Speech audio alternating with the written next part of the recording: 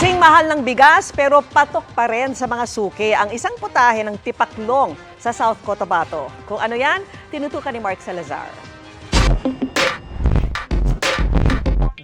Pagkaing mapapatalon ka sa sarap, hetong literal na tumatalon bago iprito para maging malutong, malinamnam at medyo may sipa ng anghang, ang apan o pritong tipaklong ng Pulumulok, South Cotabato. Ang isang baso niya ay matitikman sa halagang 50 pesos. Natumalo na raw ng 10 piso mula sa dating presyo. Sa kabila niyan, tuloy pa rin sa pag-hop on the food trend ang mga suki nito.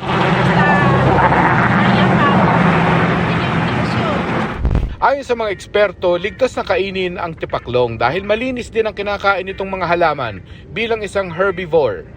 Hugasan lang daw at lutuing mabuti at mag-ingat lang kung ikaw ay may allergy. Para sa GMA Integrated News, Mark Salazar, nakatutok 24 oras. Mga kapuso, kasama nyo kami 24 oras. Mag-subscribe sa GMA Integrated News sa YouTube. Sa mga kapuso abroad, bisitahin ang GMA Pinoy TV at www.gmanews.tv.